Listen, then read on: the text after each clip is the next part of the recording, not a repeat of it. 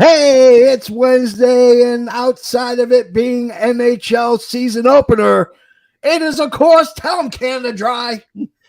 It is DAD, Dynamite After Dark.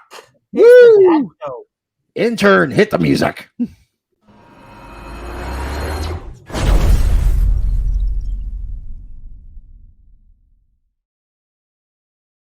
Whoa, big explosion. I love it. I am, of course, your one, your only. I rarely ever eat humble pie, but after this week, I think I'm going to have to. Holy Christopher Columbus. I'm the JFB, James from Boston. And I am your Bible study leader tonight. And today we'll be looking at the book of Ezekiel, not the one from WWE, though. Yeah, he's gone now. No, he's gone. But welcome, Matt Aldering. How you doing, buddy? Yeah, I'm doing good. It's your first time on any of our podcasts, so glad to have you. it's good to have you in his house. Thanks for having me. Yeah, and of course, we are always joined by our third cohort in crime. We are joined by Trey J Styles. Trey J, say hello. Hey, everybody. You guys all know me at this point. I'm the guy who usually beats you guys. So I think this week How did you do tonight, Trey J? I don't want to talk about it, okay? You didn't do well either, did you? It's gonna be a mystery. It's a No, mystery. like, here's the thing. Match-wise, I was damn near perfect. Wow. That match order-wise, I was just, like, mind-blown. Yeah. Yeah. All I gotta say is this. My selections and picks teetering between hot garbage and dumpster fire. You have some of those nights in the AFW Prediction League and Prediction Leagues in general, where you just have an off night due to Tony Khan or some other promotion guy just throwing his logic out the window. Yeah. I mean, that was Impact's last pay-per-view for me. oh God, yes. Oh my God. I would like Impact spent 5 months building up these great storylines just to give them the worst possible ending. And I think it was just because they were going up against SmackDown and AEW at the same time. Yeah, they were. Well, maybe that's why he won Worst Booker of the Year. Right. Well, first of all, you win Worst Booker of the Year when your big surprise is bringing back Bully Ray. Bully Ray. Let's get on the show we're here to talk about. I know, but I was really about to, I was using it to set up my Bobby Fish joke that I was waiting all day to say. Do it. Bring it on. Okay. Because so you set up Bully Ray as the big surprise to the Call Your Shot Gauntlet. That your previous big surprise was Bobby Fish, and everybody knows Bobby Fish was there for Joe Biden's birth. Yeah. He's old. If I'm not mistaken, just for men, by the way.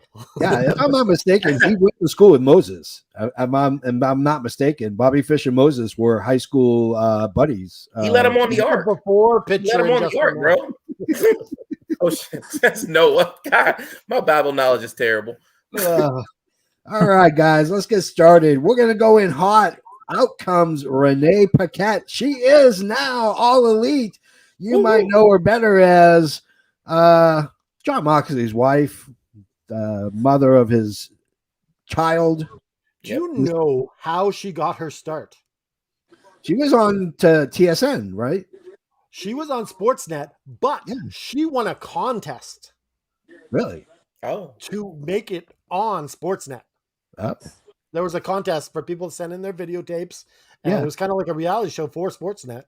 Oh. And they were having and she won. And then she's like, this is how far she's come. Hey, all it takes is just one step into the one door. Open door, and you keep slamming them open. Yep. So Renee Paquette comes out. She intros Christian, who comes out and cuts what we think is going to be a face promo because he's in Canada. He was Abraham Lincoln's wrestling coach. The rest of this show should be like Bobby Fish jokes from the audience. Best Bobby Fish jokes. Like it's a chance to get a #1 contender shot against me. Didn't Jesus turn Bobby Fish into multiple fish and loaves? Well, that's what's happening.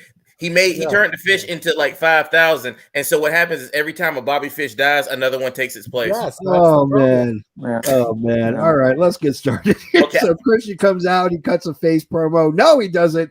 He cuts a heel promo, talks some shit about the Toronto Maple Leafs. I loved it so much. I know you hate the Maple Leafs. I love hearing him talk shit about the Maple. It was They perfect. couldn't even get past the first round of the playoffs. And then, of course, we are introduced by his right-hand man, his right hand of pain, Jungle Boy versus Luchosaurus for the first match. Luchosaurus looks freaking mean with the black mask. I mean, he just looks like he looks like a guy where if you ride his bumper for about 3 or 4 lights, he gets out and will pummel you to death. Jungle looks serious as hell too. Jungle Boy looked pretty serious. Jungle Boy kind of screwed up early. He was trying to go power for power, couldn't do it. Yeah, I mean, let's Canada Dry, you go first. Your thoughts on this match? Wow, I love this match. I love that both of these, like, after losing the tag belts, you wouldn't think they both become bigger stars. Right. But AEW has done this right. They both became bigger stars, and that's awesome. Yeah, Like, that's absolutely. totally awesome. Yeah. Christian Cage comes into his own as well in this thing, and I just love the fact that they had this awesome match. The result, though, I was shocked. I'm going to file it under surprised, not surprised. Well, and here's the reason why. I just thought that, he's Jungle Boy been getting his ass kicked left and right. Yeah. And I thought it was about time for him to get one on his side, and he still lost. They're going to do it because they got to give you the payoff at the pay-per-view. They got to get you to buy the pay-per-view. But I was like, maybe he needs one in there before that happens, but nope, not a chance. Matt, what are your thoughts on this beautiful match? Oh, I thought it was perfect. Luchosaurus, no matter what he does, he is absolutely just amazing. Yeah, absolutely. Trey J, your thoughts on the match? It's so interesting that when we first started seeing the black mask of Luchosaurus, we started making Kane-style comparisons. Mm-hmm. But it was never an in-ring work situation. It was always presentation only. Yeah. This was one of those times where you really saw that in-ring work from Luchosaurus. Like, I think this was, like, for one, if not the best Luchosaurus match I've ever seen. Yeah. This was one of the best storytelling matches I've ever seen Luchosaurus in, and to a lesser degree, Jungle Boy. And I think that Jungle Boy trying to match power for power was early on was like a mistake, but it was like, this is what emotion does. Jungle Boy's still young. He's still raw. But once he really started to figure out how to wrestle his match, this became a very, like, not a very good match, a very great match. Yeah. So, as far as comparisons from Kane and one more time? Trey, I mean, not Trey, Kane and Luchosaurus. Yeah. Luchosaurus is a hell of a better wrestler than Kane ever was. Yeah. Absolutely. I mean, he's a big man that moves, that can move like a small man. That's a big, huge plus. The problem with Kane was a big guy who lumbered like a big guy. Yeah, he's very stiff. Yeah, he could not do the stuff that Luchosaurus does. I do want to bring up one interesting fact. I know you may not have gotten the commercial in Canada, but did you guys catch the commercial for National Hispanic Month? And who was missing from that ad while they were doing picture-in-picture? Santana and Ortiz were not in that at all. Which is really a surprise that, makes me wonder. One of them, because I know one of them's no longer with the company because he said September was going to be his last day on Twitter. So one of them is for sure gone. Yeah, Santana's been gone for about a month now. Yeah. So it's interesting that we didn't see neither one of them. It was good to see Eddie Kingston, Thunder Rosa. It was good to see some of the Spanish announcers. It was really good. It just befuddled me that we didn't see Santana or Ortiz, and obviously one being. Yeah. Quick question for all you guys. Do you think Santana is going to show up in WWE? Yeah. I mean, in all honesty, he's not. He's just not that great of a singles wrestler. Like, I disagree with that. I think he looks great as a single. He's the bigger of the two. I think he looks great. He's better as a tag team wrestler. Yeah, I think he gets stuck in that position. I disagree with you on that. What do you think, Trey Day? It's a hard sell. I think that he is a great singles wrestler. I don't think his presentation, however, lends it to be like a great singles superstar. But WWE is the perfect person to make him into that. That means that he'd have to go back through NXT, and I'm not really sure that at this stage in his career that's what he would want to do. Yeah, and I don't really think, in all honesty, I don't think he fits in with the NXT look right now. Exactly, it's young. It's young. I don't see him. Maybe top guy at Impact. Maybe I don't know. Oh, he definitely could be. He would definitely be one of the top guys in Impact. I mean, like look at the fact that Impact made Chris Sabin like a legitimate single star. Yeah, absolutely. But I think with MLW getting their new deal, I think we need to definitely take a look at that as a potential option or a potential landing point for a lot of people because they're going to be looking to bring in some name talent. Yeah, absolutely. I really love the fact that Jungle Boy used the Impaler on Luchosaurus. I thought that was apropos. It was absolutely perfect, and it was done the right way because he tried to do it like standing up. He didn't. He caught him on his knees. Boom! Now that made it a little bit more realistic. Yeah, I would have pointed at Christian. I would have been like, "See, this is what I'm going to do," and then do the move. You know, that would have cemented it perfectly. So let's get to the next thing. We have another Renee Paquette interview, this time with All Ego Mr. Ethan Page and Matt Hardy. And we're going to skip this because it was just a lot of hoo-ha. I mean, the Who Cares crew, that's my new nickname for QT Marshall, Solo, and Camarado. See how thick his hair is coming in, though? That's looking good. Yeah, he's hey, hair plugs for man. I mean, it's a growing organization. Have you guys seen the new tattoos they do for hair? Oh yeah, like they put it. No. It looks like you've got a shaved head. It's freaking awesome. Yeah. I'm not gonna do that. Sorry. If I'm gonna do anything up here, I'm going Bam Bam Bigelow, baby. I am going. That fucking would hurt with the tattoo. Holy shit, would that hurt? So the Who Cares crew comes out and they invoke the name of Wardlow, and then of course, who comes out? Wardlow comes out. It's Wardlow and Samoa Joe. They are going to be competing against QT Marshall and Nick Camarado.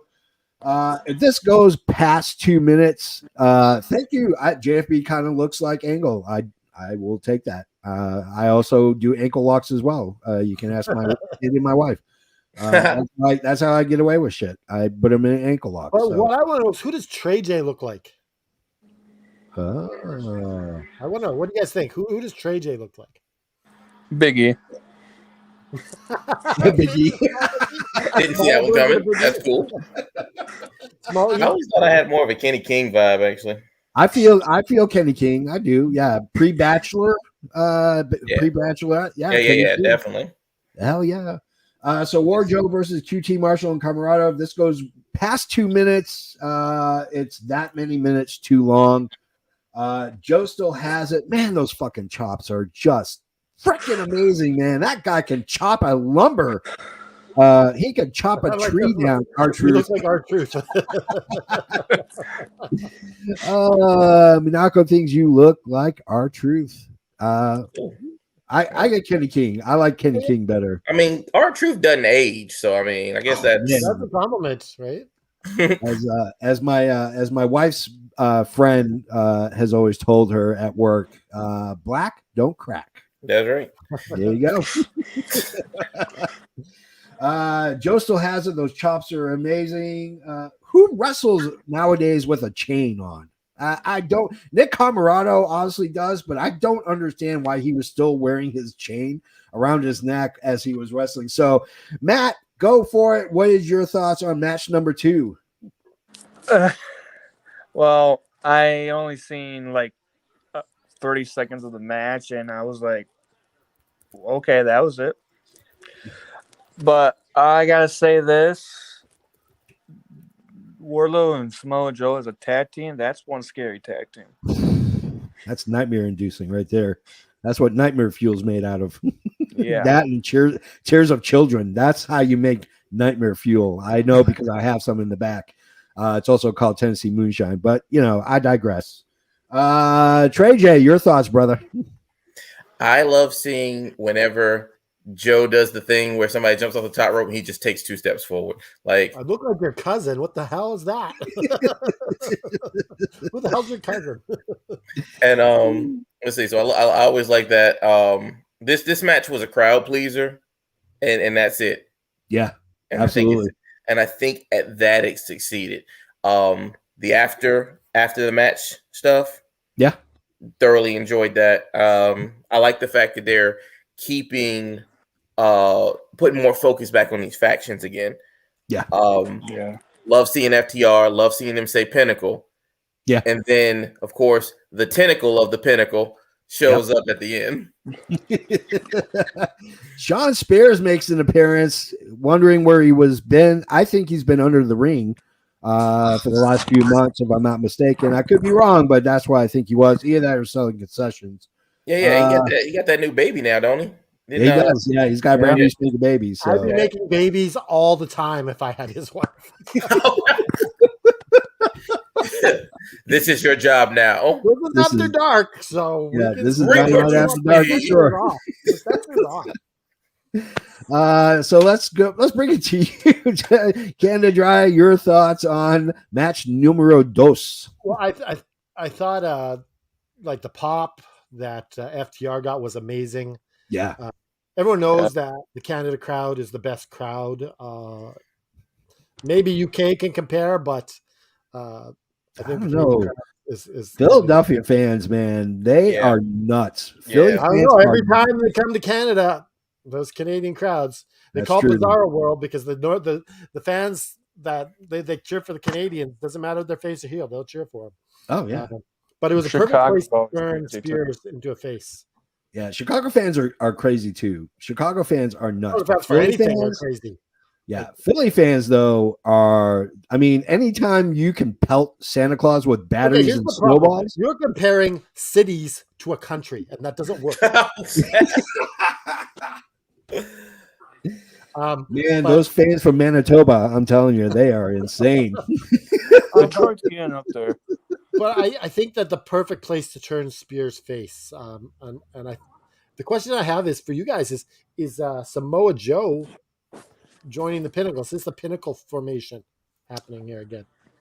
I mean, I don't think so. I don't see it. It wouldn't make sense for Joe to join. Yeah, that man's over like Rover. I mean, I think it was just the factions they put together don't always make sense here in AEW. That is true. I totally forgot that Spears was a Canadian. Yeah, I did too until he came out. I didn't know Matt Menard was a Canadian either. I had no clue. Matt Menard's Canadian? Yeah, Matt Menard is Canadian. He was only reason I knew that was because he cut this promo, like he got this like great promo on Twitter one time, and it was amazing about how much he loves Jericho, and he says Jericho's a Canadian hero, and that's what I want to be, and stuff like that. So yeah, nice. All right, so let's go to Tony Schiavone, who's interviewing Jericho, Big Eye Menard, and Angelo Parker. Why are they consistently talking about Garcia when they actually have a title match against Bryan Danielson and tonight? I have no idea. Obviously, that question will be answered later. Yeah, that'll come along later. But I still think Matt Menard, Canadian or not, he's going to have a stroke. I think he's going to stroke out on TV. I think one day he's just going to fall down on the ground, and they're going to cut the commercial, and they're going to be like, Menard's not here anymore. Menard got taken off on a stretcher. Canada Dry, your future wife doesn't want to hear that. If you don't know, I don't think the stroke could kill Matt Menard. Me and Dollywood, we're going to have a marriage in South Carolina, I guess. We're going to stream it on All Up in Wrestling here on the channel. Hell yeah, we're going to stream it live. He's going to be going into Dollywood. So I start that last week, and now all of a sudden, okay, this is the thing now. Okay, that's our running. That's our running. So we're done with Alex Haney, and now everybody's just going into Dollywood. Everybody's going to Dollywood. Am I allowed to do my own wedding? Can I do that? Sure you can. No, let me do it. Yeah. I mean, I'm do you have a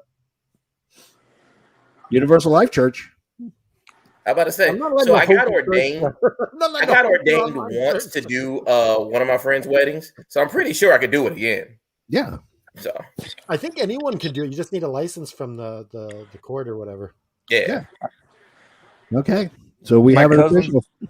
My cousin's boyfriend's an ordained minister anyway, so. Oh, there we go. We got backups. Yep. Well, the thing is, if me and Dollywood did get married, I'm pretty sure she gets all the say in what happens in the wedding. Oh yeah, your pants are gone, my friend. This is what I want. No. You're gonna be like, I'm gonna get this new T-shirt. No, you're not. Okay. Like, yeah, we're getting married. Yeah, okay, we. Yeah, yeah. Just be there when I tell you to be there.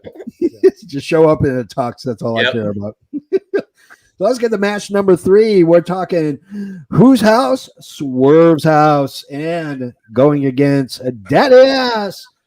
I've now christened Swerve with a new name. It's called Snorve. So Canada Dry does Dollywood. Hey, I got a camera. We can make that movie happen. No, I got a new nickname for Swerve. It's called Snorve because he makes me snore. He makes me snore. Absolutely one of the most boring high flyers that's happening right now. Absolutely boring. Billy, of course, comes out with the Acclaimed. Again, Gunn. Big guy, very swelled up. I still to this day, it like escapes my short-term memory how big and tall Billy Gunn is. Crowd chanting, "Oh, scissor me, daddy," is awesome. Absolute gold. JFB, I need you to start referring to him properly. Yeah, he's not our tribal chief, but he is our daddy ass. So from now on, you must at least say daddy ass once per segment. He is our daddy ass. And here's the thing. Everybody knows that Billy Gunn has asthma.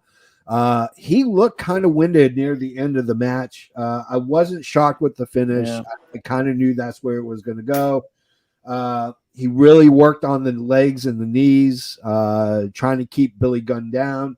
And then smart Mark Sterling comes out and again ruins another good match with a horrible promo about how he's basically the copyright king.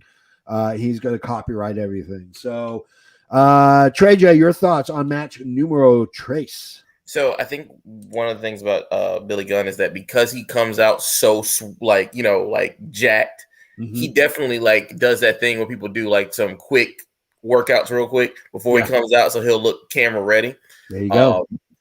It would have been a feel good moment for us to see him win, but it's like, come on now, you're not gonna have daddy ass win on the same day as DX was talking about him playing with office supplies. Yeah, exactly.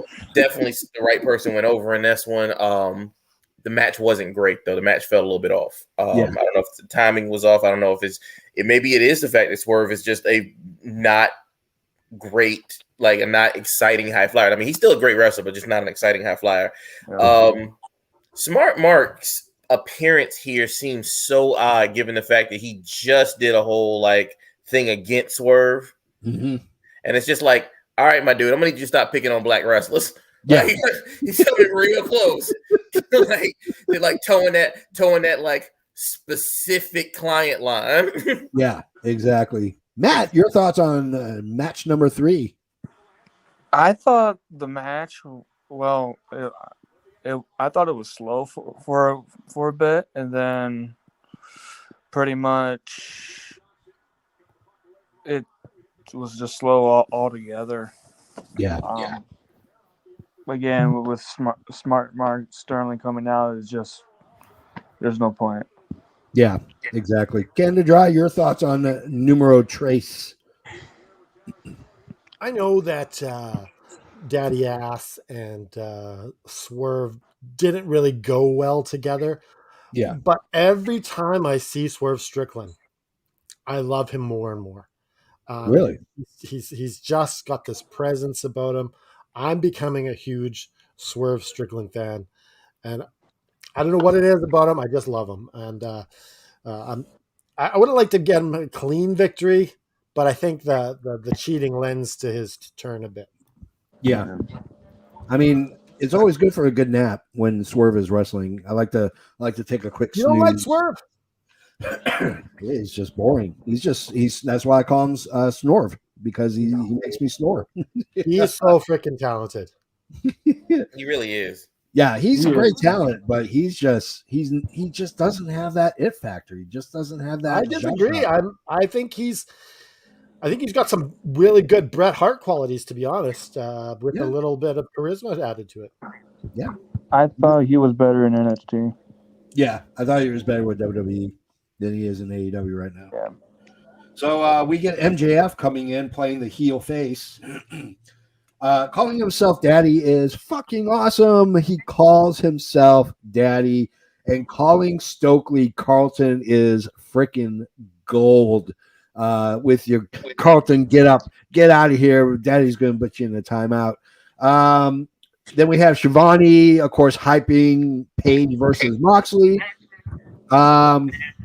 This is really boring. The only good redeeming of this confrontation was MJF in the upper deck in the luxury suites going like this and just watching.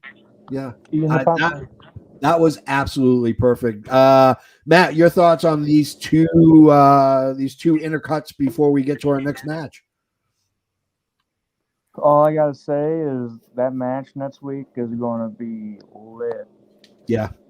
And Adam Page I thought he did an amazing promo. Yeah.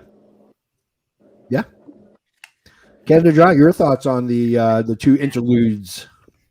I really liked Hangman punching his head so much that he cut himself. Yeah, like that's commitment to the promo. I'm gonna get color one way or another. I can't pull it off. Maybe JFB can pull that off, but please don't. Yeah, but I just think that my favorite part was though. They've got this great thing going back and forth, Moxley and Hangman. Yeah. And then they cut to MJF eating the popcorn. Yeah. I was drinking something. I almost spit it straight out. MJF is a generational talent. I'm just saying. Yeah. I'm just saying. Yeah. Trey J, your thoughts on the interludes? MJF in short bursts is so good because it gives you what you need from him without taking the focus off of whatever's coming next. Yeah. Not a big fan of this Hangman promo. I know a lot of people were talking about how great it was or how fire it was. I wasn't. See, to me, the only color he got was like a little bit of redness on his skin because he didn't bleed. And then he tried to fake the blood as if he was like wiping it off and putting it on the title. And I was just like, this is some hokey shit. Mm-hmm. And, Hangman getting mad over the whole, you think I'm a kid? And Mox is like, yeah. Like the air came out of the promo for me at that moment because I'm just like, so he just punked you. Yeah. Like, and I think that's really like, it's one of those kinds of things where the credibility of the match is going to suffer because there's nobody that believes that Hangman's going to win. Yeah. There's nobody that's sitting there saying, oh, yeah, that Adam Page has got a chance. Yeah. Like, I think I was more concerned about the fact that Angela Lansbury died than I was about the possibility of Hangman actually winning this match. I want to know if your thoughts on I want to know if your thoughts about the Punk situation, Hangman, affected your view on this. It doesn't. I mean, the sad part about it is Hangman's like AEW's singular Virginia guy, and that's where I'm from. And it's just, I don't know. He strains a lot of credibility for me. Yeah. Like this whole thing about, I didn't pull the trigger last time, but I'm gonna this time. This is back to the Willow Nightingale problem I had last week. Yeah. Okay. You got these guys like Adam Page who can put on a decent match, depending on who he's in there with, but can't cut a believable promo to save his life. Like, he cannot sell a match off of words. Yeah, I totally agree. I mean, my problem with Hangman Page goes way back to New Japan, and he just doesn't have that ability to tell a story compelling enough on the mic. Okay, so wait, you didn't like his promo? I didn't like his promo either. I thought it was boring. Okay. It was a try hard promo. That's really what it was to me. It was a try hard promo. JF, you remember that movie that, since me and you are about the same age, you remember that movie Blank Man? Blank Man. Oh, did we lose him? I remember Blank Man. You remember Blank Man, right? Because you're like a couple years younger than me. Did we lose JFB? I think he's frozen. Uh-oh. I mentioned Blank Man and he goes frozen. Yeah, blank. If you guys remember, like, Blank Man had a sidekick. It was his brother, Other Guy. That's how Hangman seems to me every time he's in a promo segment with somebody else who's an actual, like, top talent. He's always Other Guy. Well, I don't know what to do with JP leading. I was gonna say I need him to I need the captain to right the ship. What's the next match we got? Oh snap! He usually keeps us on track. Like, yes, I didn't think to know what the next match is. The next match was the ROH Championship match. So you got to. Okay, right, so I'm gonna get Matt. Oh wait, JP's coming back. Oh, good. There we go. Hey there, I'm back. Okay, we were so afraid. We had no idea what to do. This whole thing was going to fall apart. I heard Blank Man, and I'm like, oh my god, what a great freaking movie! I have that on Blu-ray, by the way. It is a great movie. Awesome. I've never seen it. I'm going to go watch Blank Man after this. Yeah, we should do a group thing one day. We just like all of us get together, including Matt, and just watch Blank Man and just commentate on the whole thing. Watch along on the channel. Yes, let's do that. There we go. There we go. Thursday night watch party. Yeah. All right, let's get to our next man on the TV and just talk about it. So we got Bryan Danielson versus the Ring of Honor, Chris Jericho. I would love it if they actually used the crappy pyro that they did for Jericho in his WCW Nitro days, with it just like little fizzle and maybe a puff of smoke, and like that's it. And to me, that was gold. He wanted to be better than what he was, and then he's like, "Where's my pyro?" And then the next week, it's like a little sparkler, and then like a puff of smoke, and that was it. Gilbert pyro. Yeah, exactly. We didn't say anything bad. Nothing bad. I don't know what you're talking about, Dollywood. We have no idea. We were just saying we love you and I want to marry you. That's all I said. Yeah, that's all I said. I just wish that Jericho, for whatever reason, would just find another fat guy and just name him Ralphus too. Yeah. Like, please, at some point. I know he watches this show. I know Tony Khan's watching. You got to have the cut-off crop top shirt. You got to have a dude. Matter of fact, this dude don't even have to be missing teeth. He just should have just the front two teeth and nothing else, and be Ralphus too. Yeah. I do have an Owen Hart vibe. Woo! He does have an Owen Hart vibe. He does have an Owen Hart vibe because he's one of 3 million Canadians who is better than Brett. Yeah. I can't even argue with that because I love them both the same. So, JJ, it was really a pleasure having. It was really a pleasure having you on the show. And I know, right? This is like your last one. This will be my last one, you guys. I can take that because I love them equally. So, either way, I was always a bigger Owen fan. Yeah. So anyway, I was really surprised. This is the first time in Jericho's history with AEW that Aubrey did not ref his match, and there is a reason why. We find out. Should be an amazing technical match. It totally was. Danielson doing the Hogan pose, I thought was kind of odd. It didn't fit. I love it. It was funny, but it was just like, it's so weird that he just pulls out the Hogan pose. But you can do stuff like that in AEW. He used to actually do it in Ring of Honor. Yeah, he used to do it in Ring of Honor. He used to do the Hogan pose in Ring of Honor. Yeah. I thought what was really funny was Regal calling Danielson Sunshine. I want Regal to call my cell phone, and I want him to do my voicemail message where he calls everybody Sunshine. Hey, Sunshine, I'm not JFB can't make it to the phone. I knocked him out with a knuckle duster. Anyways, leave a message for him, Sunshine. I just want him to just do my voicemail outgoing message. Classic rock bump. Obviously, that's the reason why maybe Aubrey was not in the match. Thank you. Pure shenanigans. Yeah, and then let's save the last. Let's save what happens last. Yeah. At the end of the match last. Cannon Dry, you go first. Your initial thoughts on this match between Danielson and Jericho. As a AFW predictor, I was like, what the hell is this doing here? Yeah. That's what I said too. I was just like, oh, I thought it was going to be the main event. Like, everybody thought it was going to be the main event. As soon as I saw this, I'm like, oh shit, Cassidy's winning the All Atlantic title. I'm like, damn it. Yeah. Yep. But as far as the match itself goes, the payoff of all the Garcia bullshit finally came, and I love it. The match, man. The match. Yeah, the match itself was amazing as well. Yeah.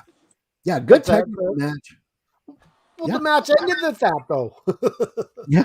Well, discuss that. we'll save to it. So, Matt, what are your thoughts on the initial match before we get to the schmoz? It was, for me, possibly the match of the night. Yeah.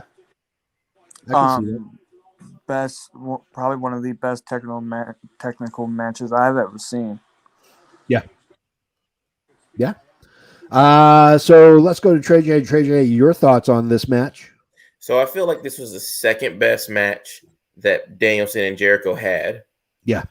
I think that the one before this was the worst. Yeah. But like, even saying that puts it in such a high caliber of matches, though. I mean, this was one of those things where it's just like, if you were trying to get somebody to watch wrestling, this is the match you show them. Yeah. Like, I think that the timing on everything was perfect. The communication between the two, the stuff that worked, the stuff that didn't. It's like Danielson going up for the second across the, hits the one move, goes across the ring, catches the code breaker. I'm just like, all of this is like such fan service, but so great because it's still within the flow of the match. Like, this is what I like to see from people. And I think, in all honesty, they should have went to the back and immediately said, this is how you do it. Yep, absolutely. So let's get to the schmoz. Garcia comes out. Jericho's getting ready to hit Danielson with the belt to secure the win. Garcia comes in, rips the belt away from Jericho, pushes him kind of to the side, and then clocks the living hell out of Bryan Danielson with the pure championship because let's face facts. If you're going to knock somebody out, do it with the championship that prevents you from actually cheating. He knocks Danielson out. Jericho gets the pin, and Jericho remains the Ocho. Canada Dry, your thoughts on the schmoz? As I said earlier, with spoiling your little stick here, it's just logical. Yeah. That one in a while. But yeah, like the finally getting the payoff of this Garcia thing. We thought it was going to happen last week. Yeah. I love about Tony Khan. You're like, is it going to happen this week? It's going to happen this week? No. And then boom. You weren't even sure if Garcia was going to do it now, but you had a feeling and you're like, boom. It was great. I mean, it made me go like that. I was like that. My wife looked at me like I was insane. Well, she was like, what the hell's going on? So, from an outsider, you don't know what's going on. I'm like, why are you cheering that? Because you just like to see a guy get punked out by getting hit in the face with a belt. Matt, your thoughts on the schmoz? For the past few weeks, I thought Garcia was going to turn on Jericho, and I thought that was going to be the night, and I got swerved. Yeah. Yeah. Trey J, your thoughts, brother? I loved it the way it was done, especially with the fact that you had Menard and Parker at ringside for the whole thing. Because it's almost like when Garcia shows up and Menard and Parker do nothing, it's like, yo, did they just turn on Jericho? Yeah. Like, And I think for that split second of disbelief, I think with everything that went through there, it was perfect. I do love the fact that he hit him with the pure title instead of the Ring of Honor title. Yeah. Damn, when Jericho caught that Busaku knee, though, you had to have a question. You had to question it a little bit. It was awesome. It was good. It was a great payoff for us. I kind of want to see what happens when Dalton Castle and the boys face Hager and 2.0. Yeah, it's going to be interesting. If they would have done Orange Cassidy winning the belt at the beginning, would that have still felt as big? I think, sadly enough, I don't even think that Orange Cassidy winning the belt felt that big. Yeah. It's it's the fact that they closed the show with giving the people what they want that really brought that whole thing together. Yeah. Yeah. It wrapped it up nicely. Oh no, we're not doing that yet. Yeah, we'll talk about it in a minute. We got another match, damn it. We're throwing everything off kilter today. Hey man, can we just not talk about that match at all and immediately just go to the whole Nyla Rose holding the TBS championship and still getting challenged for the TBS championship that she don't have? There you go. I was going to mention it. Oh, yeah. I thought you were going to the next match. I was like, I was going to, but let's talk about Nyla Rose. Steals the TBS match, the TBS title, and then decides she's going to defend it Friday against Anna JAS. Well, they didn't say defend. They didn't say quite say defends. Yeah, put your belt up. Mm-hmm. Yeah, I can show everybody how a real champion works. I love the fact that she said, you can bring your JAS so I can kick your ASS. Nyla Rose freaking rocks. I love her. I've loved her since day one. I always felt like Nyla Rose was the suppressed talent. I was like, everybody in AEW over the first year and a half to 2 years has gotten better except for Nyla Rose. Then it's like all of a sudden they let Nyla Rose just talk and Vicky kind of be like the sidekick player. And all of a sudden you're like, oh, this Nyla Rose has so much extra personality that we never got to see.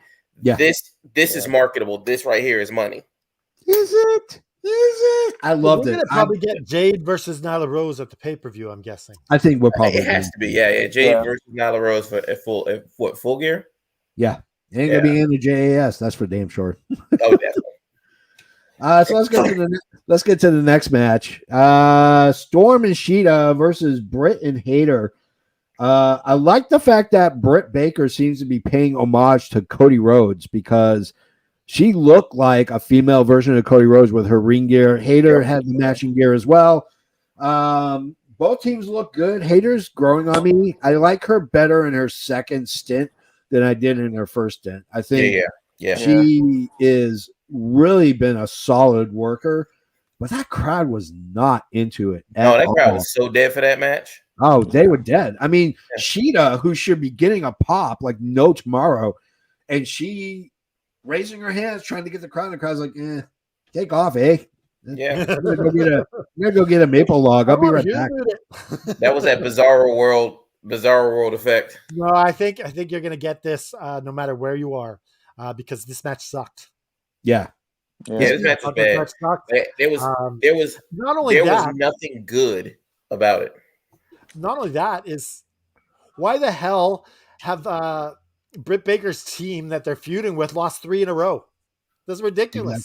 Yeah, exactly. Yeah, Sheeta and Hayter, Sheeta and Toni Storm get the win.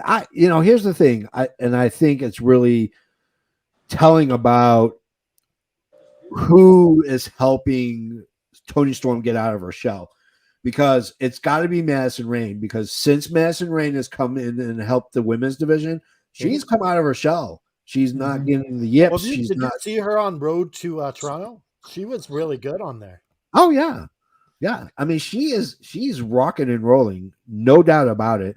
Matt, what are your thoughts on the tag team women's match? I thought it was a snooze fest. Yeah. Yeah. Trey J, your thoughts? I'm kind of over Sheeta at this point. I think Sheeta really does need a Tim Hortons cup. Did you see her hold the Tim Hortons cup? Yeah. I have in fact tasted Tim Hortons and I do like it. I didn't know that Burger King had bought them until recently. Yeah. Burger King. Burger King and Tim Hortons have gone downhill since then. Yeah. but it's something about Sheeta. Sheeta loses a match and then comes back with a new haircut. And it's just like, fuck is this? You know, like the And fact that can't forget the paint. yeah, and it's just I don't know. It's like we're going too long at this point without seeing Jamie Hayter pick up a win. Yeah, and that's going to be problematic in the long run. Yep. So. Yep. I don't know if they're in trouble. That's why they're jobbing out all the time. I don't know what. I have no idea. I mean, it's got to be something because, to be honest, Britt Baker should not be losing as much as she's losing. Jamie Hayter should not be losing as much as she's losing. I mean, I get it. You want the good guys to go over, but in order for the good guys to go over, you got to have them chase the bad guys, and the bad guys need to win. Soraya wasn't even like a part of this. I don't think she's allowed in Canada. Yeah, we don't. We have a no Soraya policy. I was thinking that might have been it, but I wasn't 100% sure, so I didn't want to say it and look foolish later. Yeah, I think it's because I think she has legal issues with or green card issues. Maybe I don't know. Could be a work visa issue as well. I know Canada is not the easiest country to get into. I just know firsthand. It's easier in the United States, man. I can tell you what. Yeah, we let everybody in here. Were you kidding me? Except for Mike Bailey. That dude was out for like 7 years. As long as you spend time in one of those cages, you should be able to get in the United States for a while. Yeah, exactly. All right, let's get to our last match of the evening. It is the main event. It is Pac, the bastard Pac versus Orange Cassidy. Man, Orange had a fire in him when he came to the ring. I mean, he had a look of determination. The minute that they showed him and he didn't kind of like, So let me ask you guys, did anyone pick Orange Cassidy here? Did anyone? No. I did. You picked Orange? Good on you. Yeah. Okay, look, I'm gonna be completely honest, and I know I probably shouldn't say this because I feel like this is like gonna blow my like entire secret for like prediction wrestling at all. It doesn't matter what league you're in with me, whether it's here, FTW, anywhere else. I'm gonna let y'all know if they book a match for a title 1 week and then 3 weeks later they book that same match for the title, I'm believing they're switching hands. Like, it's just the way I got to believe. Like the other one that was tipping was the fact that Pac has 2 belts and he doesn't need 2 belts. And right. So my question to you guys is this: who sells better than Pac when it comes to being hit or having a match or having a maneuver move on him? Who sells Orange Cassidy? No, really? Yeah, I think Orange Cassidy. I think Orange Cassidy is just so amazing when he sells. Like, I have to agree.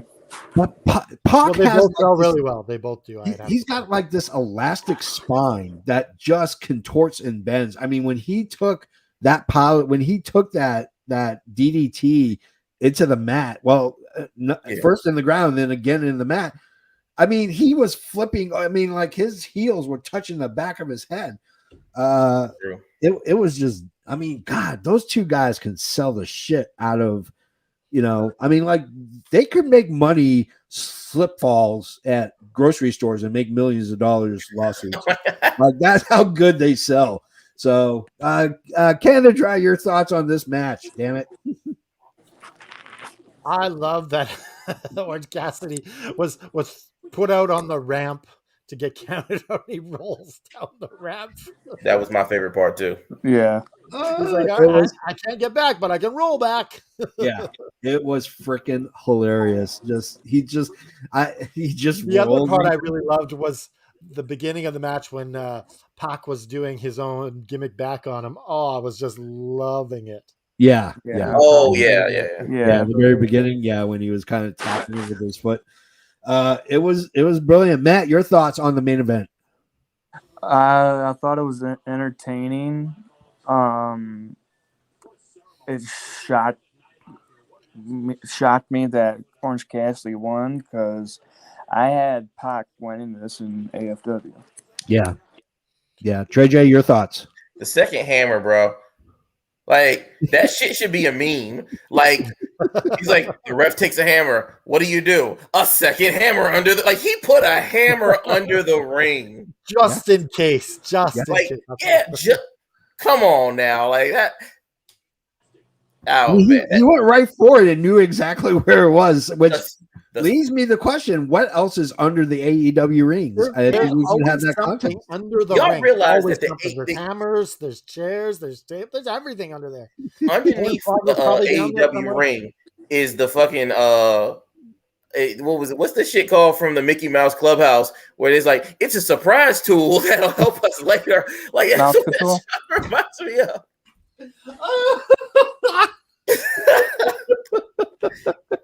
Like everybody who watches this that has kids knows that. I've never watched the show, but I'll take your word for it.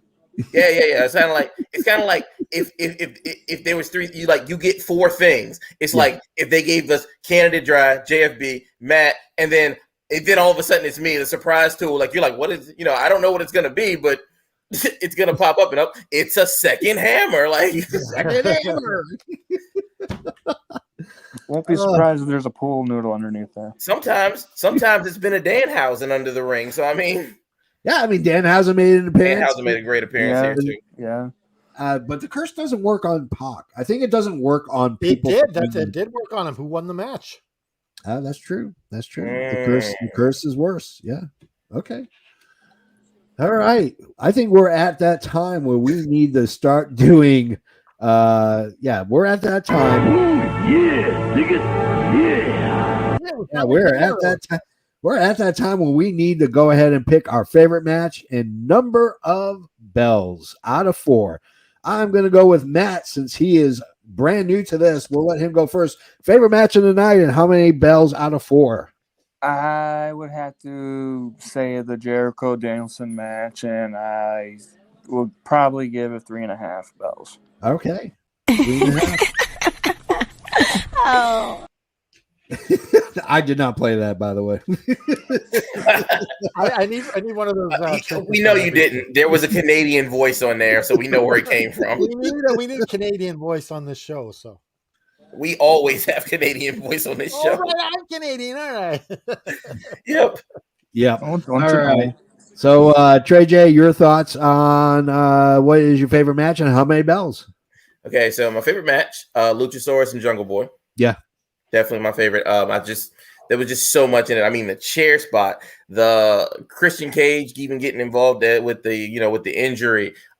Jungle Boy showing out with the unprettier and everything, and then kind of like the snare trap that even worked. Like all of that was so good, and it makes me want to see Jungle Boy fight him again. That's how that match left me, and that's why it's my favorite match.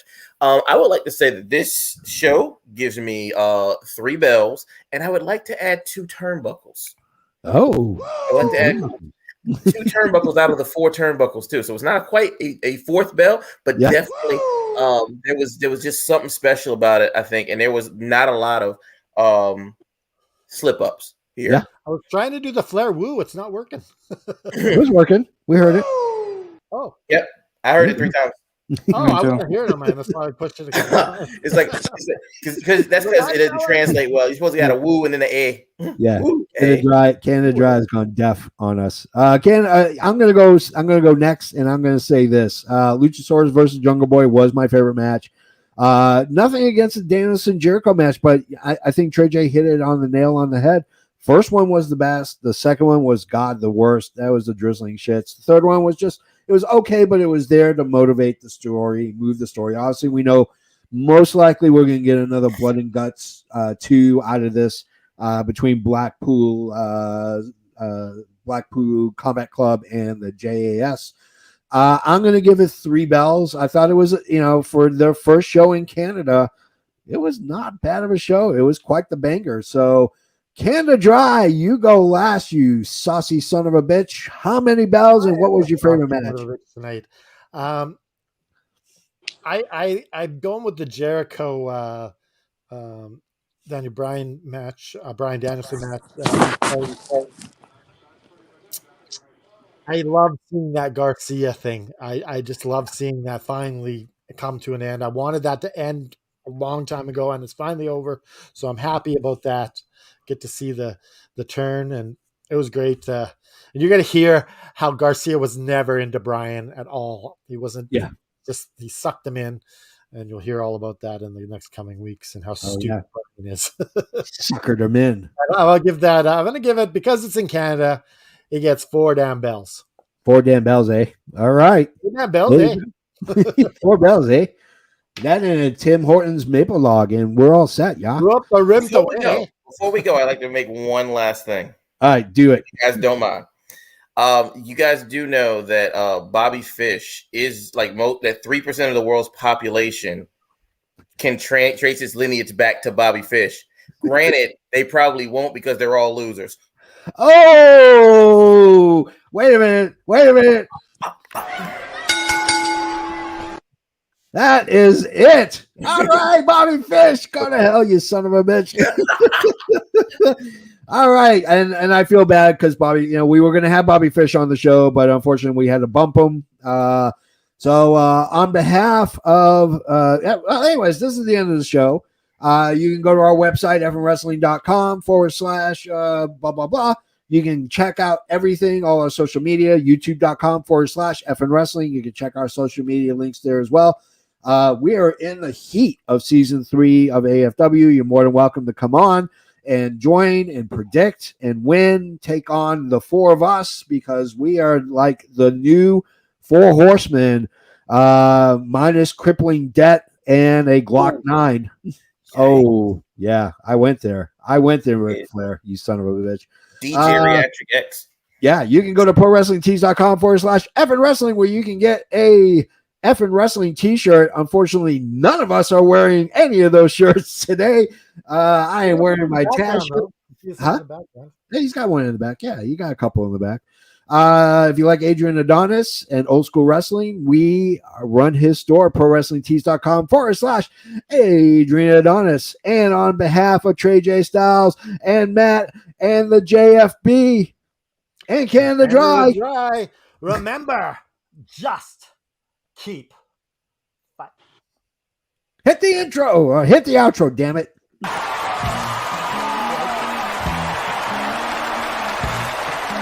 This has been an effing worldwide media production.